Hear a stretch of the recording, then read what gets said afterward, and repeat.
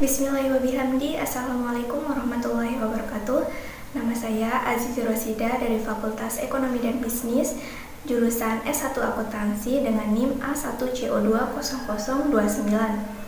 Pada kesempatan kali ini, saya akan menyampaikan sebuah kultum yang bertemakan semangatlah dalam menuntut ilmu. Yang dimana tujuan dari penyampaian kultum ini seperti biasa untuk memenuhi tugas mata kuliah pendidikan agama Islam. Namun sebelumnya, pertama-tama marilah kita panjatkan puji syukur atas kehadirat Allah Subhanahu wa Ta'ala yang telah memberikan kita beribu macam nikmat, di antaranya nikmat iman, sehat, dan kesempatan sehingga kita dapat berkumpul dengan orang-orang yang kita sayangi. Dan tak lupa pula kami haturkan salawat serta salam kepada junjungan alam baginda Nabi Muhammad Sallallahu Alaihi Wasallam yang telah memberikan kita berbagai pencerahan sehingga kita dapat membedakan mana yang hak dan mana yang batil. Baiklah, langsung saja saya sampaikan kultum yang bertemakan semangatlah dalam menuntut ilmu. Menuntut ilmu wajib bagi setiap muslim. Allah Subhanahu wa Ta'ala telah berfirman dalam surah Al-Mujadilah ayat 11 yang artinya sesungguhnya Allah akan meninggikan orang-orang yang beriman dan orang-orang yang diberi ilmu pengetahuan beberapa derajat. Teman-teman yang dimuliakan Allah Subhanahu wa Ta'ala, mari kita lihat kisah para nabi, para orang-orang soleh yang menuntut ilmu. Dapat kita lihat dalam kisah Ibnu Abbas. Ibnu Abbas adalah keponakan Rasulullah SAW yang selalu menuntut ilmu dengan Nabi. Namun ketika Nabi wafat, beliau mencari ilmu kepada sahabat-sahabat Rasul lainnya. Beliau sering datang ke rumah sahabat Rasul dan tidur di halaman rumah sahabat Rasul tersebut. Sampai suatu ketika, sahabat Rasul mengatakan kepada Ibnu Abbas, "Kenapa engkau menyusahkan dirimu, wahai Abbas? Kau adalah keponakan Rasulullah SAW. Kenapa kau tidak panggil aku saja untuk datang ke rumahmu?" Lalu apa kata Ibnu Abbas? "Aku datang untuk menuntut ilmu, jadi akulah yang wajib untuk mendatangimu, wahai guru. Karena niscaya ilmu itu didatangi, bukan mendatangi." Lalu kita lihat juga kisah dari Ibnu Abbas dalam menuntut ilmu yang mudah-mudahan menjadi inspirasi untuk kita semua dalam hal akhlak menuntut ilmu. Pernah suatu ketika Zaid bin Sabit bersama dengan Ibnu Abbas.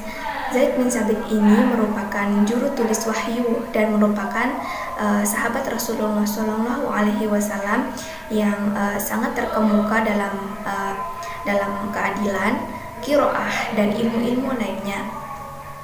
Ibnu Abbas melihat Zaid bin Sabit hendak akan menaiki keledai. Dengan segera Ibnu Abbas berdiri untuk memegangi atau menuntun keledai Zaid bin Sabit. Tentu saja Zaid bin Sabit sungkan terhadap Ibnu Abbas lalu mengatakan, "Hentikanlah wahai putra Rasulullah." Lalu apa kata Ibnu Abbas kepada guru ini?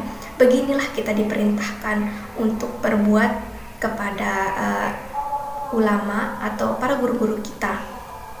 Tentu saja Zaid bin Sabit tidak kehabisan akal.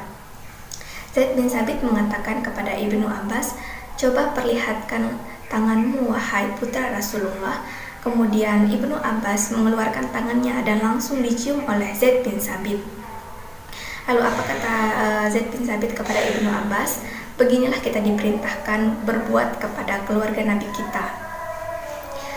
Dari kisah tersebut dapat kita lihat seseorang yang sangat luar biasa dan bagaimana perilaku Ibnu Abbas yang selalu merendahkan diri di hadapan guru-gurunya. Apa kata Ibnu Abbas, teman-teman sekalian?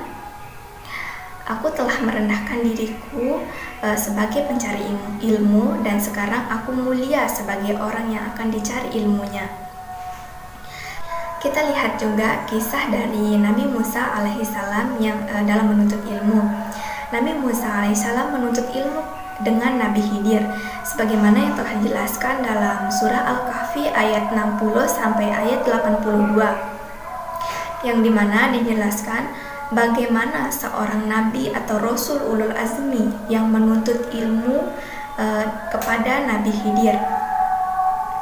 Dapat kita simpulkan dari kisah tersebut bahwa nabi saja yang sangat mulia selalu menuntut ilmu, sehingga kita sebagai manusia biasa jangan pernah merasa sombong apalagi tidak mau menuntut ilmu. Marilah kita menjadi orang-orang yang rendah hati, tawadu, dan selalu haus untuk selalu ingin menuntut ilmu kepada guru-guru kita. Untuk menjadi penyemangat bagi kita semua, kita akan bahas apa sih keutamaan menuntut ilmu itu.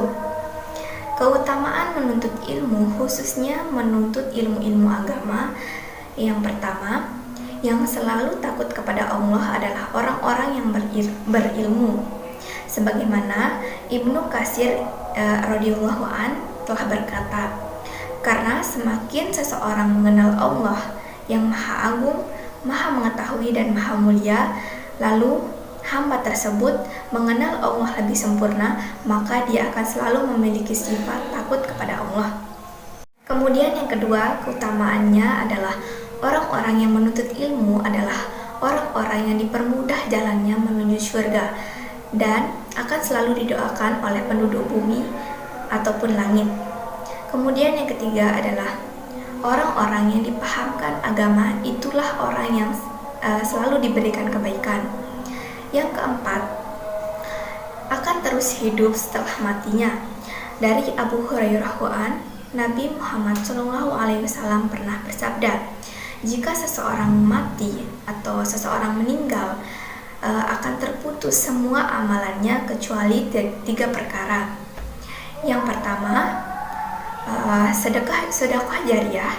Yang kedua, ilmu yang bermanfaat. Dan yang ketiga, doa anak-anak yang saleh. Keutamaan yang terakhir dari menuntut ilmu ini adalah ilmu menghidupkan hati.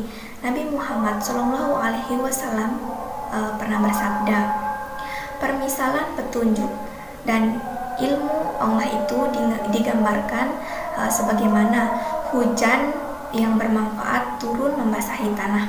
Maka ada sebagian tanah yang baik yang dapat menyerap air hujan tersebut sehingga menumbuhkan tumbuh-tumbuhan dan rerumputan yang sangat banyak. Kemudian juga ada sebagian tanah yang dapat menyerap air hujan tersebut namun tidak dapat menyerap sampai ke dalam, maka dengan genangan air tersebut Allah memberikan manfaat kepada manusia untuk sebagai air minum, sebagai air untuk mengairi sawah, dan air untuk memberi minum hewan-hewan ternak dari tanah ini. Kesimpulan dari kultum ini, marilah kita menjadi orang-orang yang selalu rendah hati, tawadu, haus, dan selalu ingin terus belajar kepada guru-guru kita. Jangan pernah merasa puas dengan apa yang pernah kita dapatkan. Mari kita kejar ilmu-ilmu Allah. Mari kita cari ilmu-ilmu Allah yang sangat luas di dunia ini. Dan semoga ilmu-ilmu yang kita dapatkan menjadi ilmu yang barokah untuk kita semua. Amin, amin ya rabbal alamin.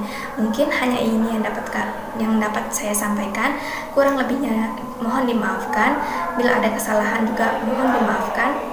Wabillahi taufiq wal hidayah. Wassalamualaikum warahmatullahi wabarakatuh.